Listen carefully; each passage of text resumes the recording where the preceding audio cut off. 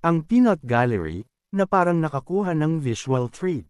Hindi pa rin makapaniwala ang baliw na demonyo sa resulta. Sumigaw siya sa galit, hindi pwede. Bago lumabas upang manood ng mga manok na walang balahibo, idinagdag niya, kayong mga hamak na tao, nagkamali kayo. May plano kami, kung hindi namin mailabas ang magnanakaw na tao na ito, sisimulan namin sirain ang 4 na Say City. Kung hindi dumating ang 3 matatanda sa 7 deadly sins sa oras, sisimulan nilang masakeren ang syudad. Ngayon, ang baliw na demonyo ay isang pangalan lang sa harap ni Yipyang. Hintayin mo akong mamatay, dahan-daang nawala ang alikabok, nagsimulang lumino ang kalangitan, at lahat ay palihim na nagalak, sobrang galing. Lalo na ang mga elders. Pinatay ni sect leader Yip ang isa pa sa 7 deadly sins. Ang bawat isa sa kanila ay isang martial level na nilalang sa Demon Realm. Pinagpapawisan si Li Yuang. Nagpatuloy siya sa ngalan ng kabataan na iyon, bawat isa sa kanila ay may kapangyarihan na lipulin ng isang buong syudad. Sa pagkakataong ito, 3 sila. Anong gagawin ng Say City? Lahat ay nag-aalala maliban kay Yipyang na kalmado lang. Sinabi niya, hindi na kailangan mag-alala. Ipapatrip ko si Xiaoyi. Nilapit niya ang may-ari ng tavern sa kanila at sinabi, Xiaoyi, ipinagkakatiwala ko siya sa iyo. Ang kabataan ay walang alinlangang sumagot, okay. Sa sandaling tumalikod si Yipyang, mahiyain siyang nagtanong, Yip Songshu, anong uri ng Diyos na operasyon ito? 2 chopstick ang nagresolba ng 2 malalaking laban. May naalala siya, bigla siyang nagtanong, oh, tama, Xiaoyi, anong sinasabi mo kanina? Hindi sumagot si Yipyang, ngunit dahan-dahan siyang nagpanggap ng mid-level summoning skill at agad na lumitaw ang isang malaking matabang oso. Ito ay isang level 100 explosion bear. Master, ano ang inyong mga utos? Lahat ng nasa eksena ay muling nagulantang. Xiaoyi, ang iyong maliit na kapatid. Parang medyo nahihiya si Yipyang. Nakakahiya na wala si Susha dito, kung hindi, sa ilalim ng malamig na hangin na ito. Masayang sinabi ni Yip, siguradong magugustuhan niya iyan. Samantala, sa entrance ng Southeast District, ang base ng mga demonyo ay ganap na wasak. Bagaman nagkalat sila sa kaguluhan, lahat sila ay may mga ulo na pinaghiwalay ng ilang piraso ng papel. Ang nagdulot nito ay tila ganap na kalmado. Pagkatapos maghanap ng kalahating araw, sa wakas ay nahanap ko na. Nagtataka ako kung sinong mabait na kaluluwa ang nag-iwan ng loophole sa barrier. Ito ay regular sa tavern, si Susha. Nagpatuloy siya, sa wakas, nasa muso ako. Harap-harapan sa grupo ng mga demonyo, umaarte pa rin siyang intelektual. Kung tutuusin, Yipyang, nasa volume 3 na ang plot. Kailangan kong talakayin ito kay Yip Zhangju. Gago, habang may isang taong aambush sa kanya, ginamit niya ang isang kamay upang tapusin ang matangkad na demon commander. Pagkatapos, ginamit ang tono ng isang malakas na tao upang kausapin ang mga hipon na demonyo na ito, kayong mga demonyo ay palaging mahilig makipag-away. Mas maganda ang magbasa ng libro. Kailangan ninyong matuto pa sa mga libro upang mabawasan ang inyong mapanirang aura. Hindi inaasahan, naramdaman ni Susha ang isang bagay na mas nakakatakot sa likod niya. Lumitaw ang isang old demon. Unang nagsalita ang old demon, ikaw ang kilalang burning box monk sa demon extermination list. Hindi nakakagulat na nang ahas kang maging sobrang mayabang. Naiinggit siya, ngunit tulad ng buong populasyon ng Say City, malapit na ang kanyang kamatayan. Nakita siya ni Susha, at namutla ang kanyang mukha sa takot. Inggit mula sa 7 deadly sins ng Demon World. Bakit sila magpapadala ng demonyo sa antas na ito? Hindi inaasahan, 2 pang figure ang lumitaw sa tabi ng old demon. Ang isa ay mukhang katulad ng itim at puti na impermanence na pinangalan ng greed. Ang isa naman ay nagdadala ng talam sa kanyang likod at patuloy na naglalabas ng apoy at tinawag na arrogance. Ang 3 sa kanila na nakatayo ng magkasama ay lumikha ng isang labis na nakakatakot na aura. Hindi maiwasang masabi ni Susha, 3 sa 7 deadly sins ang dumating. Mukhang mapapahamak ang Say City ngayon. Nagsimulang umindayog ang balbas ng old demon na inggit. Sinabi niya, uksain ang lahat ng tao sa syudad. Sa sandaling matapos siyang magsalita, naglunsad siya ng atake na balak patumbahin si Susha. Magsimula tayo sa iyo. Sa kabutihang palad, mabilis na nakaiwas si Susha.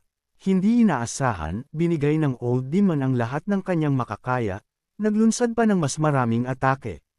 Sa ilalim ng presyon na ito, kaya lang tumakbo ni Susha ng desperado, umaasang makatakas na buhay. Itinulak sa bingit, hinugot niya ang kanyang espada, naghahanda na salubungin ang atake. Walang paraan para umatras, kaya ko lang itong isapalaran. Tunay na nagsisimula ang pagsubok dito. Naharangan lang ang isang suntok, hindi maiwasang sumigaw ni Susha, bawat suntok ay nanginginig ang buong katawan ko. Talagang may sadistic streak ang Old Demon na inggit. Bigla siyang nagutos, gapyusan mo siya. Ang mga bigot na mas mabilis kaysa sa kidlat ay pumulibot sa bookworm sa isang kisap mata. Pagkatapos, bang! Ginusat nila siya ng sobrang higpit na halos bumuga siya ng dugo. Mukhang masaya si Envy, kahit higanti ay hindi makatakas sa aking paggapos. Ang aking mga bigot ay maaaring maging anuman, tulad ng tat, isang panghukay sa ilong. Tingnan mo bago ka mamatay. Ang ultimate move na ito ay tinatawag na Demonic Whirlwind. Natrap ang bookworm at kaya lang sumigaw, patay na ako. Pagkatapos ay desperado niyang sinubukan ang kanyang trump card, ginamit ang kanyang ultimate skill, ang Troop Annihilating Extermination. Biglang lumitaw si Xiao Yi, sumisigaw, bookworm. Huwag kang magpanik.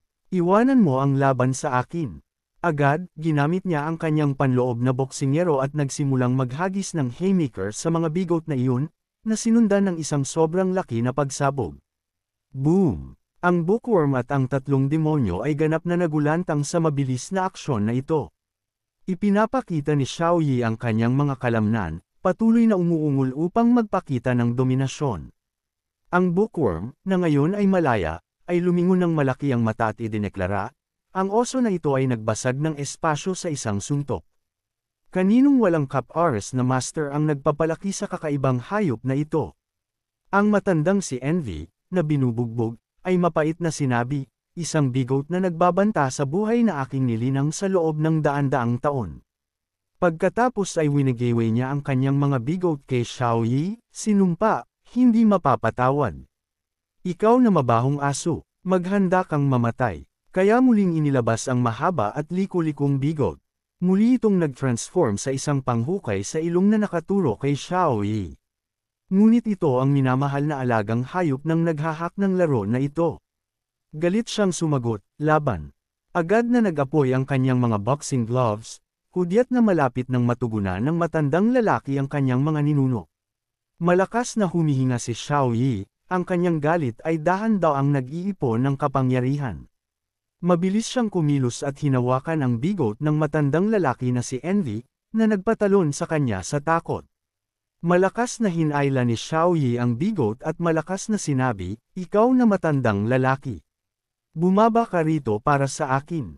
Sa sandaling matapos siyang magsalita, ginamit niya ang lahat ng kanyang lakas upang hilahin siya papalapit sa kanya. Sina greed at arrogance ay sumigaw sa takot, hinihila siya pababa ng oso. Ikaw na hayop, tumigil ka. Ngunit si Xiao Yi ay isang pinatawag na alagang hayop. Paano siya madaling makikinig sa iba? Patuloy siyang gumamit ng puwersa upang hilahin siya pababa papalapit sa kanya.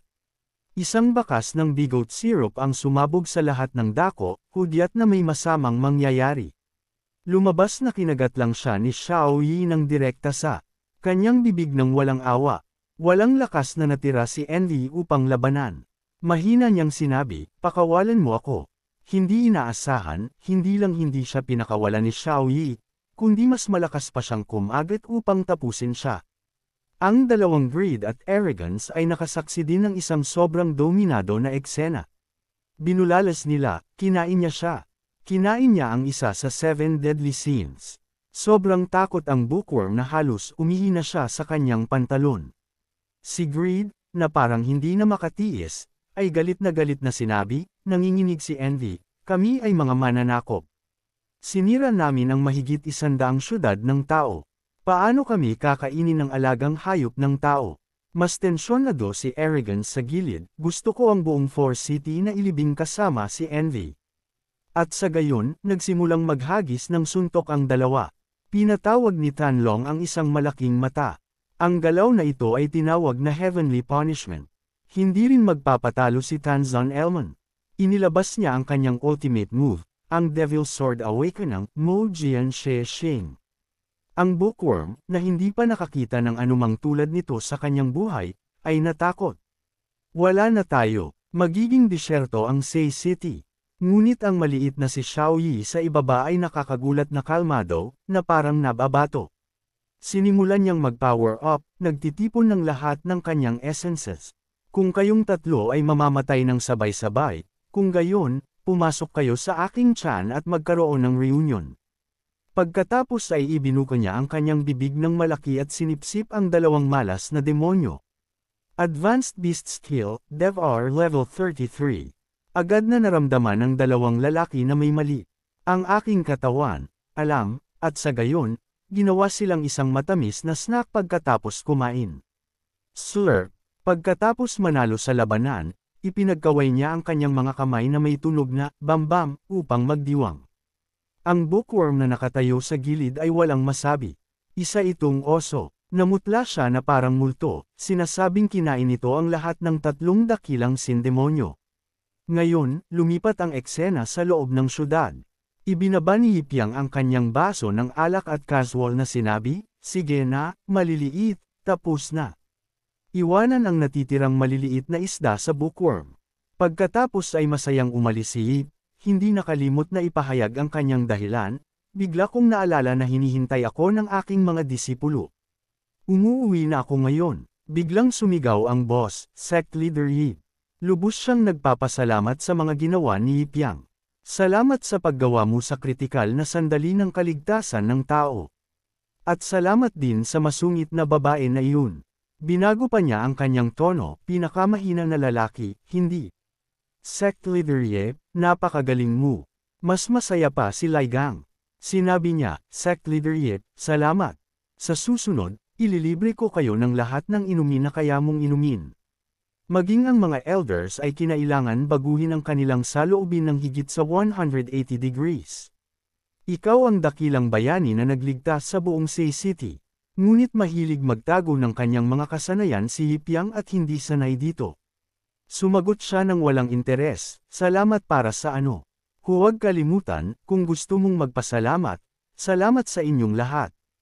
Nang wala ako, dumating ako sa kakaibang mundong ito, palagi ninyo akong inalagaan. Sa ilalim ng protagonist halo, kumpiyansang lumakad si Yipiang. Kita-kits, ang may-ari ng tavern, na may itinatago, ay nagsabi mula sa likod, Sect Leader Yip, sa totoo lang, ang aking sikreto ay nakatago sa isang lugar na tinatawag na Wangjia Village. Habang nagsasalita siya, inilarawan niya ang desyerto na lugar na iyon, umaasa para sa isa pang pagkakataon na sabihin sa isang tao. Kasabay nito, biglang lumitaw ang dalawang estranghero. Sinabi ng isa sa kanila, lahat ng tatlong dakilang demonyo ay namatay sa Sei City. Sumagot ang maliit na batang babae na nakaupo sa balikat ng isa. Hindi ba nawala sa monghe na si Fu ang Heavenly Book? Paano pa rin niya mapapatay ang tatlong dakilang kasalanan? Mukhang may kakaibang naintindihan ng maliit na batang babae sa Sei City. Baka may itinatago itong makapangyarihan. Tinanong ng malaking lalaki ang maliit na batang babae para sa kanyang opinyon, dapat ba nating tawagin ang Lord of the Spirit Coffin, si Ling Wuzong? Sumagot ang maliit na batang babae, ang Lord ay nasa malalim na pagtulog at hindi maaaring abalahin. Hayaan na lang ang iba ang mag-asikaso sa pagkuha ng sikreto. May iba pang kinagigiliwan ng maliit na batang babae. Isa pa, bakit hindi rin mahanap ang Duer's Reno Inheritance? Hindi ko alam kung sino ang kumuha nito. Sa puntong ito, nagpatuloy ang maliit na batang babae, hayaan mo na ito. Bumalik muna tayo sa Yan City. Ayon sa mga ayos ng Lord, sisirain namin ang depensa ng tao doon. Bilang karagdagan, palaging gusto ng Lord na sakupin ang isa sa likod ng bundok ng Wu Sect. Maaari ba itong iwanan ng walang bantay? Ngiting-ngiti na sumagot ang maliit na batang babae, hindi na kailangang mag-alala pa. Sobrang mabangis ang bagay na iyon at ang lugar kung saan ito matatagpuan ay lubhang mapanganib, at mamamatay ang mga tao kapag pumasok sila dito. Tumigil sa pagsasalita ang dalawang tao rito. Bumalik muna tayo sa Yan City. Magkita tayo muli sa Say City.